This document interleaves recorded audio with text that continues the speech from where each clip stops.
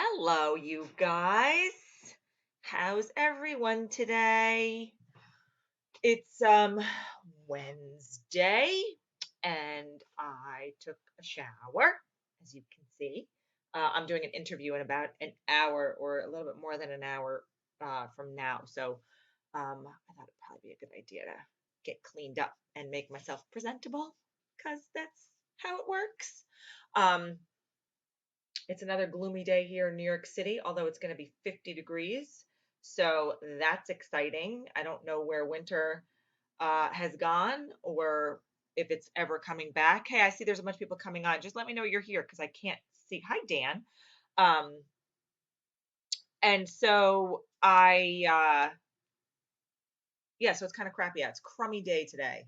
I actually drove Elias to school this morning because it was raining and I didn't feel like getting wet. Um, so today, here's a funny little story. I have been having a little bit of writer's block writing this book that I'm writing. And I took the weekend off because we had a long weekend and uh it's hard to get stuff done when there's other things going on. Decorations needed to come down. We were seeing some friends. The kids had off on Monday. There's a constant mom, mom, mom, mom, mom happening in my ears. So there wasn't off to a crime scene. I don't like that story at all. So I got no writing done this weekend, and I have insisted upon myself that I am going to get this book done by the end of this month because I've been talking about it and talking about it and talking about it ad nauseum, and I'm tired of talking about it. So I feel like if I keep talking about it and keep pushing myself, I'm going to get it done so I can stop freaking talking about it. That's my reasoning in my brain. We'll see how far I get. I'm about two-thirds of the way done. So another 20,000 words and we're good to go. Much easier said than done. Trust me when I tell you this.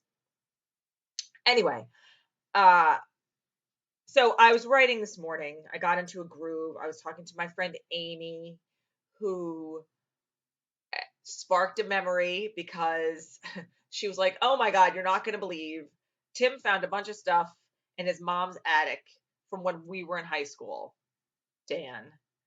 And she was saying that he saved like our senior will and testaments and all this stuff that he had gathered through high school. And I know that I have that stuff somewhere and I have been trying to find it and I can't, and it's making me crazy because I really like I want to use some of it in this book. And so I've been relying on my girlfriends who I went to high school with or college with or whatever to get me through some of the memory refreshing of our youth. So Amy, and I were talking this morning and she sparked an idea, and so I was off and running and started writing uh about my childhood. And today's quote on Instagram for me is, your children will become who you are. So be who you want them to be. And when I quoted it this morning, I was thinking about it and it was more of a call to action for some of my clients and for some of my prospective clients and for the parents in the Why Am I Yelling Facebook group. Because it really is for me, a communication based quote. And so how is the communication that you have or are you're having with your kids right now? Is it solid? Is it good? Are you struggling? What are you struggling with? Why do you feel like you're struggling? All those things. And then as I started writing this morning, I realized that there are pieces as you get older, right? So our kids are all pretty young and we're modeling them and molding them and shaping them into the kinds of people that we want them to be, right? I say it every day. We want them to be kind and compassionate and caring and make good choices and make good decisions and be smart, and we want to set those kinds of examples for our kids. And we want to do that by our actions and by our words and by choosing our words wisely and by surrounding them with people that we feel are inspirational and motivational and encouraging. And, we do that through discipline because kids need discipline. I talked about this yesterday. Um, we want to have open lines of communication, no matter how uncomfortable or sensitive the situation that we're talking about could possibly be. There are so many ways that we're molding and shaping our kids. And especially in this world today, there's a lot of outside influence that even we didn't have when we were kids, and certainly that our parents didn't have when they were children and they were growing up. And I started thinking about this quote more and more as I was writing my recent piece in the book. And, I started thinking about it, and I, as I've gotten older and more wiser and smarter, I have taken pieces of what I have learned from my parents, from other influential people, my grandparents. Hi, Jackie. From people that, made a mark on my life, teachers, coaches, instructors, whoever I've met along the way. And I've kind of infused their thought processes and their beliefs and created my own person. And so when our kids are young, you look at them and you say, okay, yes, of course we want them to be like us because, we think that our values and our thoughts and our beliefs are what we want our children to emulate. But as they get older, it will inevitably, there will be inevitably a shift, right? We'll see our kids start making big decisions for themselves. They'll start making, decisions on who to love and, where to be educated and what causes they want to fight for and they believe in. Um, and so while we have them for such a precious short amount of time, and we want to instill upon them the basic belief system that we have as their parents, we have to understand that 99.9% of the time, they'll be pretty much nothing like us. And I realized that as I was writing my most recent book entry, and I was like, oh my God, there are things that my parents taught me growing up, and there are things that I still do to this day, but there's a lot of stuff that we probably don't see eye to eye on, or we don't practice. And not because we're not similar mind or similar belief or similar values. It's because we're smarter. And I think that's what we want for your kids, right? I want my kids to be smarter than me. I can't wait for the day that I can hand my kid something and say, teach me this. I want to learn from you. And I think that should be one of our goals as parents. We want our kids to be smarter than we are. We should be smarter than our parents. And it should be an evolution, a natural evolution. And I think that it is. And I think for a lot of parents, it's a difficult pill to swallow if they're not prepared for it. Because there's a lot of headbutting that comes into things like this. It's like, your parents think that you should love a certain person or a certain type of person. And when you bring that person home and it's not that person, they're the one that has the tantrum. You're not the problem with that. You don't have a problem with that person because that's your person. And, you might have a different religious belief or a different political stance or whatever it is that you have. And sometimes your parents will look at you, and sometimes, I'm sure this will happen as I get older and my children are making those major decisions for themselves. I'll shake my head and be like, where'd this kid come from? But I will know that there are so many other outside influences other than just myself and their father, right? We choose our friends wisely. We choose, the company that we keep wisely. We choose, their coaches and their mentors and all the people that they are surrounded with every day because we want them to have an abundant and full and successful, empowering life. Um, and so that's where the left hand turn came after I put this quote up, because I thought about it and I was like, oh, we'll put this up for anybody who wants to talk about their communication style with their kids and all this stuff. And then as I started writing, I was like, this quote has just taken on a completely different meaning for me, which leads me to a piece that I wrote for the Huffington Post yesterday, and it came literally out of nowhere. And well, not really. Well, yeah, kind of out of nowhere. I really had no intention on writing this. And I wrote it because we are participating in the Women's March on Saturday in New York City. I'm very excited about it. It's something that I believe in. I believe in women's rights. I believe in, women having the same uh, playing field as men. I believe that, women shouldn't have to fight for basic human rights. And when we have these conversations in our house, my older son, Wyatt, is smart enough and old enough to understand what all of this means. And so we have, honest, open, frank discussions with him about what it all means to us and to our society. And so when the opportunity came in to, register for the march, and we were doing one in New York City, I said, I wanted to do it, and he said he wanted to do it with me. And so we have gathered a bunch of our friends together, and there's a whole big group of us going on Saturday, and we're going to march together and lend our voices to causes that we support, not protest, support.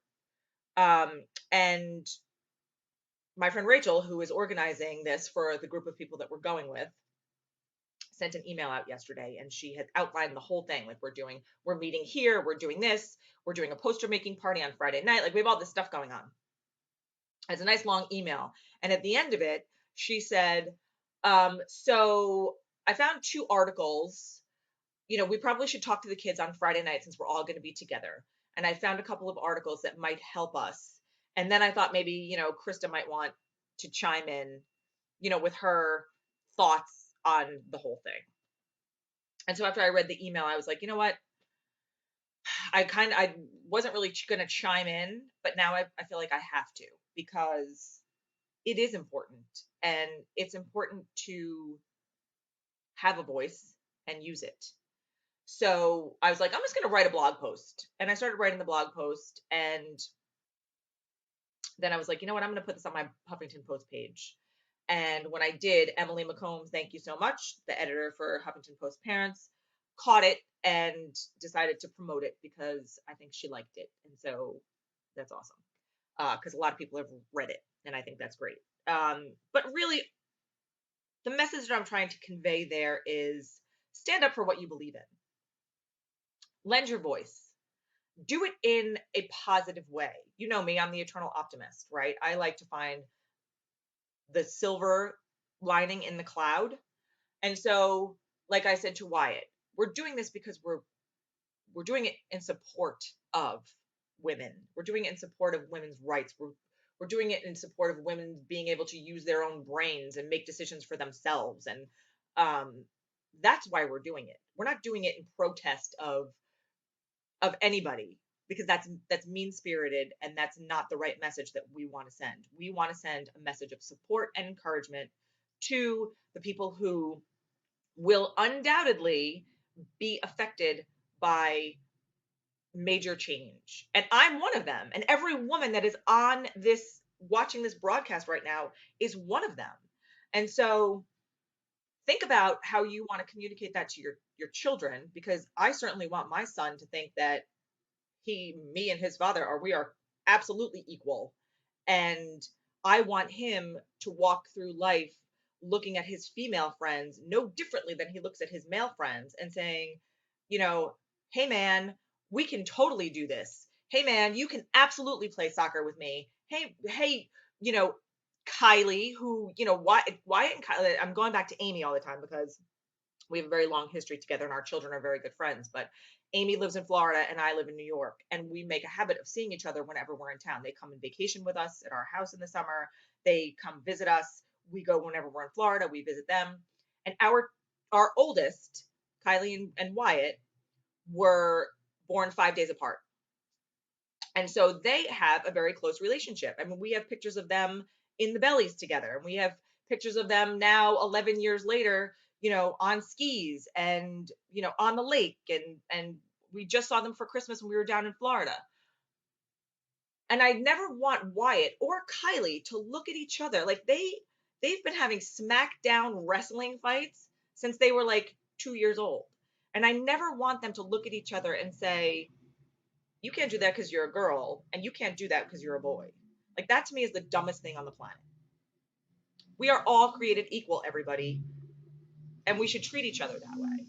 And so when I decided to write this piece for the Huffington Post, I wanted it to be a supportive piece because I didn't want it to come as, attacking anybody in any type of establishment. But I wanted it to be something that my kids could look back on and be like, you know what? Guess what? We were with our mom when we supported women and we supported women's rights and we supported what we believe in and we supported equality for everybody, not just for the boys and not the girls, because that is not okay with me. And so my quote again is, your children will become who you are, so be who you want them to be. And I really want you to think about it because it took on two meanings for me today.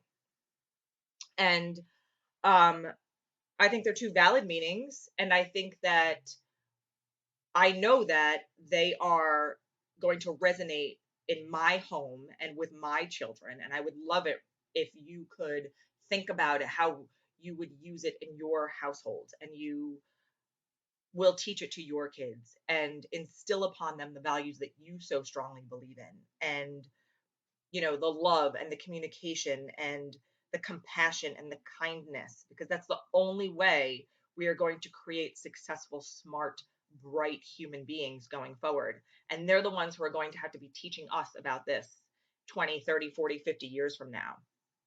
And I certainly hope that that's the case, right? I want my kids to teach me. I want to learn from them. I can't wait to learn things from them. And I don't want it to just be, my technology. I want it to be smart, educated, bright, hi Joy, bright, theories and things that they've learned that we didn't even know about back in 2017, right? In 30 years from now, they're going to look at us and be like, dude, that was so old and so not cool. Like, I wrote about this morning my dad's 8-track tapes. Seriously? When was the last time you saw an 8-track tape? So our world is ever changing and our children are evolving and their children will evolve and they'll teach us and they'll continue to teach us as we grow. So while we want them to be the best versions of us that we can be and that they can be, we also want to encourage them to have their own minds and have their own voices and stand up for what they believe in as they navigate their course toward adulthood. That's my deep thought for the day. How about that? How about that? I didn't even think that was going that way, but it did. So it's Wednesday.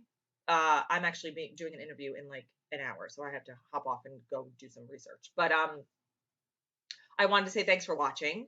We're having a lot of really fun stuff going on in the Why Am I Yelling Facebook group, so get in there if you're not already in there. My word today was prosperity. Read about it. I did a post. It's kind of long, sorry, but I parsed it out in different for different meanings for me. I think I have one day left for somebody if you want to participate. It's the What's Your Word challenge for 2017. So what you do is you hop into the Why Am I Yelling Facebook group, you do a little post on what your word is, and I believe that we have Saturday still available. Oh, thanks, Mike Tiggy. I appreciate that. So that's what's happening. And tomorrow I am live here on Facebook Live doing the Why Am I Yelling Live video show with my good friend Trish Ribeiro. She's awesome, you guys. You're going to love her. She is a Long Island girl. She has turning into a good friend of mine. We're going to collaborate over some stuff over the summer. I'm actually going to be on her show. She's interviewing me next for a show that she's doing coming up in the next couple of weeks. So there's a lot of stuff going on that I'm super excited about and super pumped about. And thanks, Joy. I just finished watching your video and I commented on it. Okay, so you guys, I hope you have an awesome day. Hopefully the sun is shining where you are because it's not where I am, although it's always shining where I am. Okay, have an awesome day. I love you. Thank you for watching. And we will see you back here tomorrow morning at 11:30. Me and Trish Ribeiro are going to be talking parenting. We're talking mindset. We're talking about nasty kids. We're talking about all of it, and I cannot wait. You want the Saturday word, Mike Tiggy? It's all yours. I'm going to put you down. Jackie, it's on record. Mike wants in. I love that you're participating in our challenges. It makes my heart sing. You have no idea. Mwah! I love you guys. See you back here tomorrow. Have a great day. Bye.